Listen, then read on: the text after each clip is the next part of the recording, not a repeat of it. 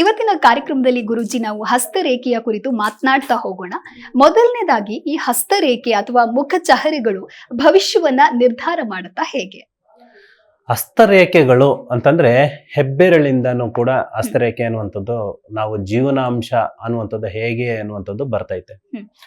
ಮತ್ತು ಹಸ್ತರೇಖೆಗಳಿಗೆ ಸಂಬಂಧಪಟ್ಟಂತಹ ಯಾವ ರೇಖೆಗಳು ಏನನ್ನು ಸೂಚಿಸುತ್ತವೆ ಮತ್ತು ಹಸ್ತರೇಖೆನಲ್ಲಿ ಇರುವಂತಹ ಬೆರಳುಗಳು ಯಾವ ಬೆರಳುಗಳಲ್ಲಿ ಎಷ್ಟು ಚಕ್ರಗಳಿದ್ದಾವೆ ಮತ್ತು ಎಷ್ಟು ಶಂಕುಸ್ಥಾಪನೆಗಳಿದ್ದಾವೆ ಮತ್ತು ಯಾವ ರೇಖೆಗೆ ಸಂಬಂಧಪಟ್ಟಂತಹ ದೃಢವಾದ ನಿರ್ಧಾರಗಳನ್ನು ತೆಗೆದುಕೊಳ್ಳಬಹುದು ಮತ್ತು ಹಸ್ತರೇಖೆಯಿಂದ ಯಾವ ಕುಟುಂಬದಲ್ಲಿ ಸತಿಪತಿ ರೇಖೆಗಳು ಅನ್ನುವಂಥದ್ದು ಅಂತಂದ್ರೆ ಗಂಡ ಹೆಂಡತಿಯರಲ್ಲಿ ಎಷ್ಟರ ಮಟ್ಟಿಗೆ ಸಮೃದ್ಧಿ ಜೀವನವನ್ನು ನಡೆಸ್ತಾ ಇದ್ದಾರೆ, ಎಷ್ಟು ಸಂತೋಷಕರವಾಗಿರ್ತಾರೆ, ಆರ್ಥಿಕವಾಗಿ ಎಷ್ಟು ಚೆನ್ನಾಗಿರ್ತಾರೆ ಮತ್ತು ಮಕ್ಕಳು ಸಂತಾನ ಫಲ ಸಂತಾನ ಭಾಗ್ಯ ಅನ್ನುವಂಥದ್ದು ಎಷ್ಟರ ಮಟ್ಟಿಗೆ ಇದಾವೆ ಅನ್ನುವಂಥ ಎಲ್ಲಾ ತರದ ವಿಷಯಗಳನ್ನು ಕೂಡ ಈ ಹಸ್ತರೇಖೆಯಿಂದ ಕಂಡಿಡ್ಕೋಬಹುದು. ಹೇಗೆ ಈ ಹಸ್ತರೇಖೆಯಿಂದ ನಮಗೆ ಸಂಪೂರ್ಣ ಜೀವನಾಂಶ ಹೇಳ್ಕೋಬಹುದು ತಿಳ್ಕೋಬಹುದು ಅಂತಂದ್ರೆ, ಇವಾಗ ಜ್ಯೋತಿಷ್ಯ ಶಾಸ್ತ್ರದಲ್ಲಿ ಏನಿದೆಯೋ ನಮ್ಮ ಜ್ಯೋತಿಷ್ಯ ಶಾಸ್ತ್ರ ಒಂದು ಬೃಹದಾಕಾರವಾದ ಒಂದು ದೊಡ್ಡ ಮರ ಇದು.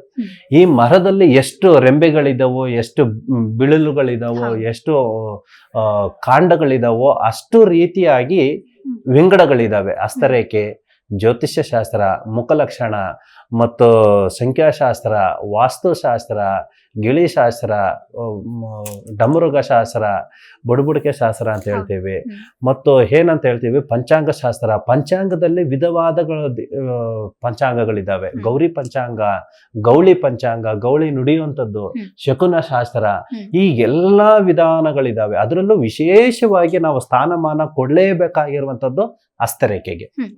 ಹೇಗೆ ಹಸ್ತರೇಖೆಗೆ ಪ್ರಾಮುಖ್ಯದ ಮೇರು ಪರ್ವತ ಕೊಡ್ತೀವಿ ಅಂತಂದ್ರೆ, ಕೆಲವರಿಗೆ ರಾಶಿ ನಕ್ಷತ್ರಗಳೇ ಗೊತ್ತಿರೋದಿಲ್ಲ. ಅಂದ್ರೆ ಈಗಿನ ಜನ್ಮಾನದಲ್ಲಿ ಎಲ್ಲರೂ ಕೂಡ ಕಂಪಲ್ಸರಿ ಹಾಸ್ಪಿಟ್ಲ್ಗೆ ಹೋಗ್ತೀವಿ, ಮಕ್ಕಳಾಗುತ್ತೆ, ಹೆರಿಗೆ ಆಗುತ್ತೆ, ಹಾಸ್ಪಿಟ್ಲ್ ಅಲ್ಲಿ ಕಂಪಲ್ಸರಿ ಬರ್ದಿಡ್ತಾರೆ, ಎಲ್ಲಾನು ಓಕೆ. ಬಟ್ ಹಿಂದ್ಗಡೆ ನಮ್ಗೆ ಹಾಸ್ಪಿಟ್ಲ್ಗಳಿಗೆ ಹೋಗ್ತಾ ಇರ್ಲಿಲ್ಲ, ಮನೆಯಲ್ಲೇ ಮಗು ಜನನ ಅನ್ನುವಂಥದ್ದು ಆಗ್ತಾ ಇತ್ತು. ಅವಾಗ ಕಾಲಕ್ರಮೇಣ ಇವಾಗಿನ ನಮ್ಮ ವಯಸ್ಸಿಗಿನ ಜಾಸ್ತಿ ಹೆಚ್ಚು ಇರೋರಿಗೆ ರಾಶಿ ನಕ್ಷತ್ರಗಳೇ ಗೊತ್ತಿರೋದಿಲ್ಲ ಎಷ್ಟೋ ಜನಗಳಿಗೆ. ಇಂಥವ್ರಿಗೆ ಅವರ ಮುಖ ಲಕ್ಷಣದಿಂದನೂ ಕೂಡ ಶಾಸ್ತ್ರ ಹೇಳ್ತೀವಿ ಮತ್ತು ಕವಡೆ ಶಾಸ್ತ್ರದಿಂದನೂ ಶಾಸ್ತ್ರ ಹೇಳ್ತೀವಿ, ಅದರಲ್ಲೂ ವಿಶೇಷವಾಗಿ ಹಸ್ತರೇಖೆಯಿಂದ.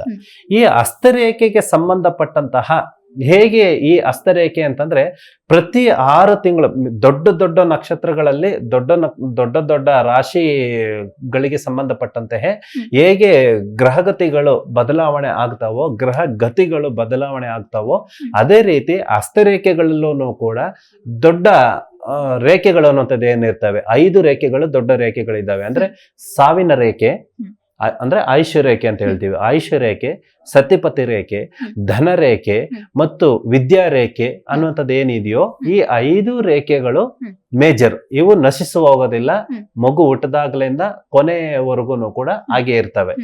ಮತ್ತು ಮಧ್ಯದಲ್ಲಿ ಇರುವಂತಹ ಸಣ್ಣ ಪುಟ್ಟ ರೇಖೆಗಳು ಅಂತಂದ್ರೆ ಕಾಲಕ್ರಮೇಣ 6 ತಿಂಗಳ ಒಮ್ಮೆ ನಶಿಸು ಹೋಗ್ತಾ ಇರ್ತವೆ, 6 ತಿಂಗಳ ಒಮ್ಮೆ ಬೆಳಿತಾನು ಇರ್ತವೆ. ಯಾವ್ಯಾವ ರೇಖೆಗಳು ಯಾವ ದಿಕ್ಕಿನಲ್ಲಿ ಚಲಿಸ್ತವೆ, ಯಾವ ದಿಕ್ಕಿನಲ್ಲಿಗೆ ಯಾವ ರೇಖೆಗಳಿಗೆ ಕನೆಕ್ಟ್ ಆಗ್ತವೆ ಅನ್ನುವಂಥದ್ದು ಇಂಪಾರ್ಟೆಂಟ್.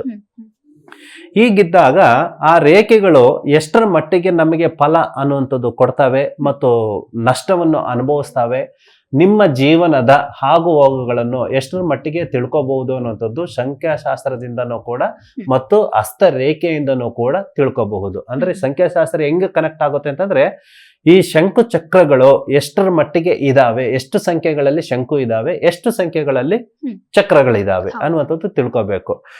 ಮುಖ್ಯವಾಗಿ ಈ 10 ಶಂಕುಗಳು ಮತ್ತು 10 ಚಕ್ರಗಳು, 10 ಕೂಡ ಶಂಕುಗಳೇ ಇರೋದಿಲ್ಲ, 10 ಶಂಕುಗಳೇ ಇರೋದಿಲ್ಲ, ಚಕ್ರಗಳು ಇರೋದಿಲ್ಲ. ಹೀಗಿರುವಾಗ ಒಂದು ಚಕ್ರ ಇದ್ರೆ ಸುಖವಂತನು, ಒಂದೇ ಒಂದು, ಈ 10 ಬೆರಳುಗಳಲ್ಲಿ ಕೂಡ ಒಂದೇ ಒಂದು ಚಕ್ರ ಇದೆ, ಅವನು ಸುಖವಂತನು, ರಾಜಯೋಗವನ್ನು ಅನುಭವಿಸ್ತಾನೆ ಮತ್ತು ಅವನ ಇಷ್ಟ ಕಾರ್ಯಗಳು ಏನಿರ್ತೈತೋ ಅವು ಎಲ್ಲವನ್ನೂ ಕೂಡ ಜಯಿಸುವಂತಹ ಶಕ್ತಿ ಒಂದೇ ಒಂದು ಚಕ್ರ ಇದ್ದವನಿಗೆ. ಜಿ ಕನ್ನಡ ನ್ಯೂಸ್ ಈಗ ನಿಮ್ಮ ಮನೆಯಲ್ಲೇ ನೋಡಿ, ಎಲ್ಲ ಕೇಬಲ್ಗಳಲ್ಲಿ ಈಗ ಲಭ್ಯ.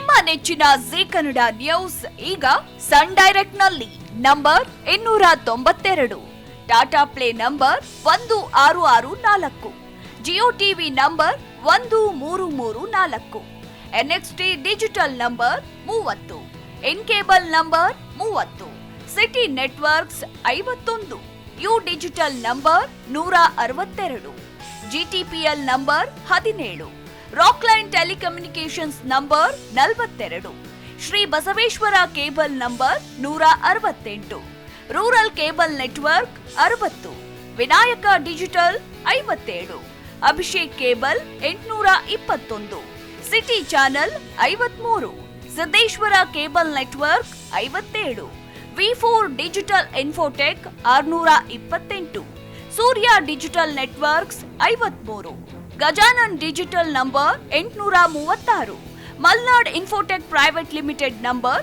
56, metrocast number 830, victory digital number 167ರಲ್ಲಿ ನೋಡಿ ಆನಂದಿಸಿ.